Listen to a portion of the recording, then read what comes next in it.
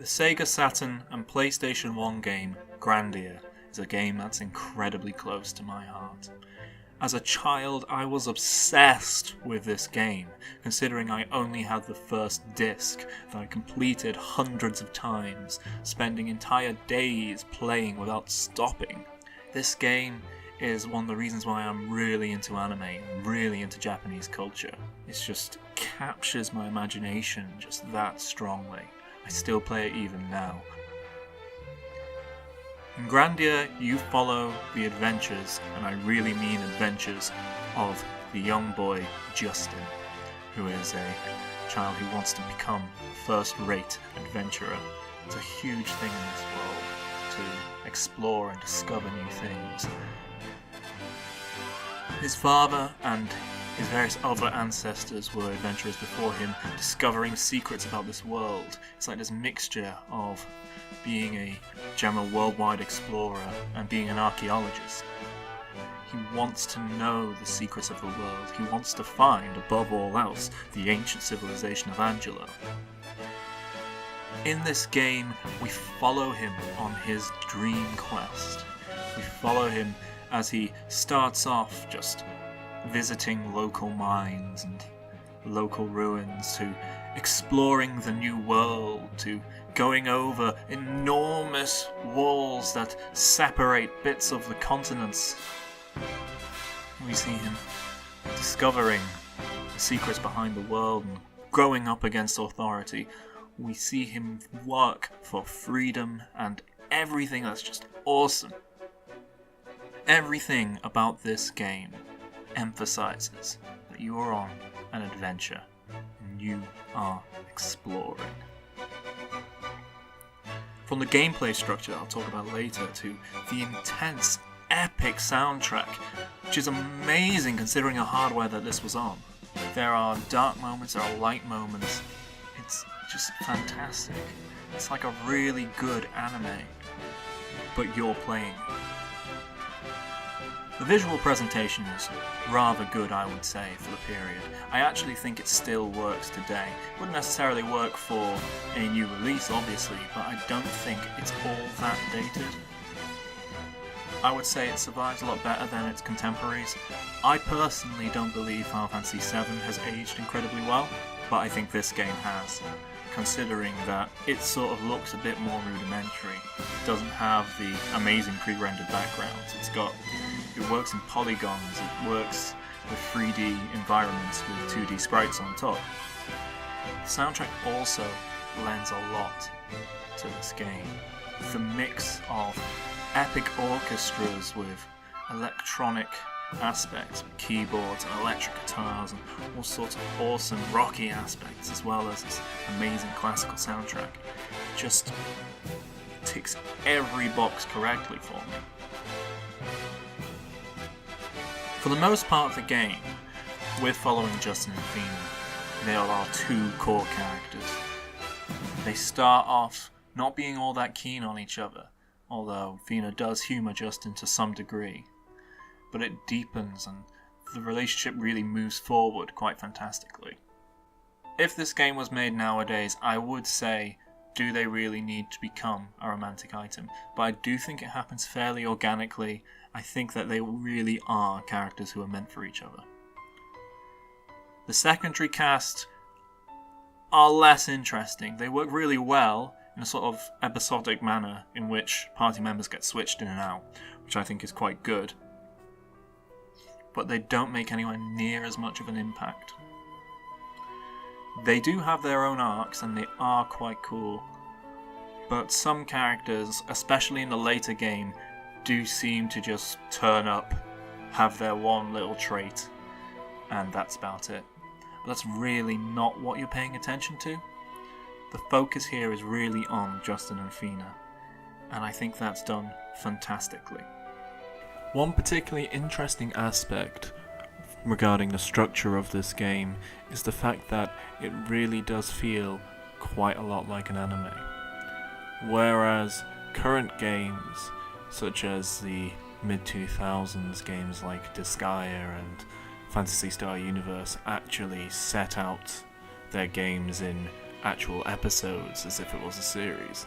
This one feels like it does have its own mini arcs and small episodes with the characters.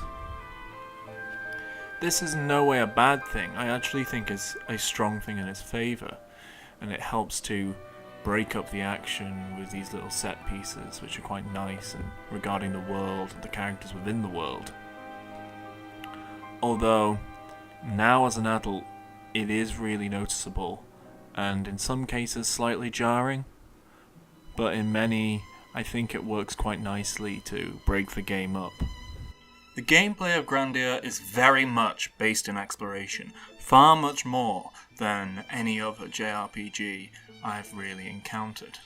The maps are enormous, hundreds of treasures to find, and you will need to find them.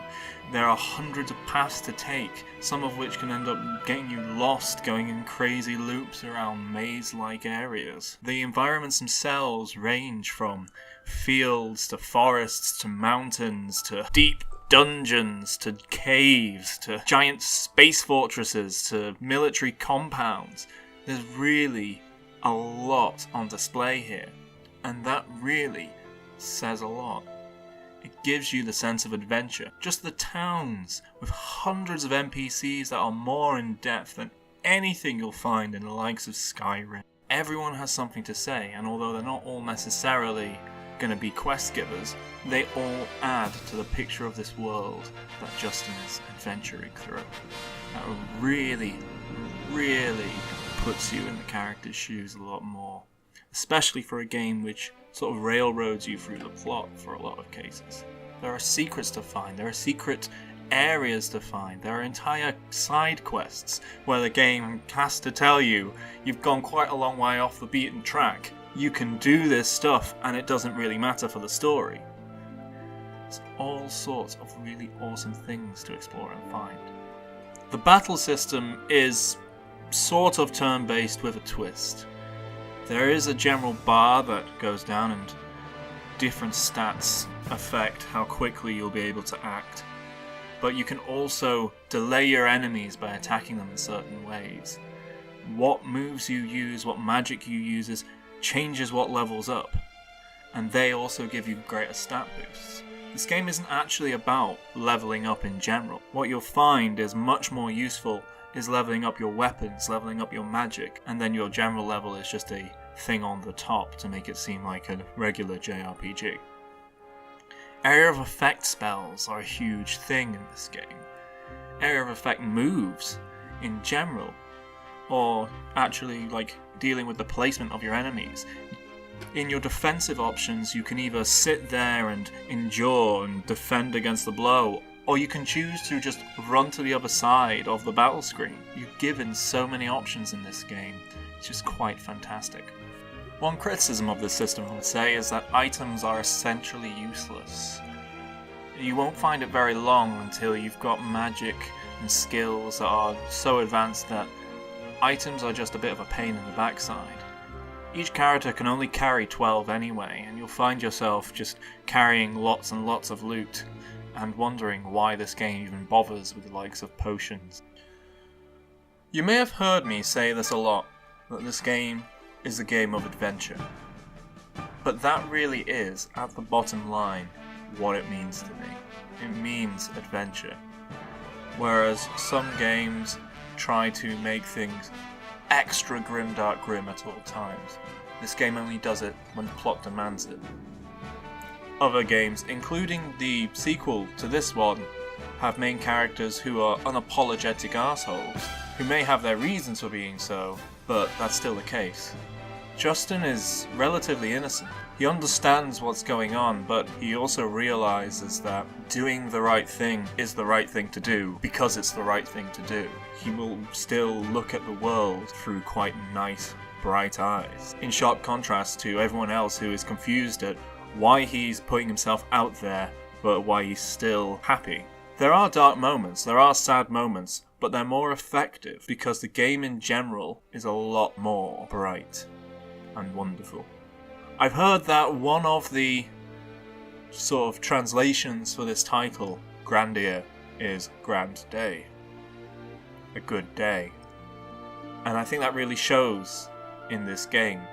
It manages to have a lot of depth, but in the end, it's an RPG which is actually a hell of a lot of fun, and that's probably why I've come back to it quite often. So in short, I think you should play this game if you can. It's available on PSN, but you should just experience this game.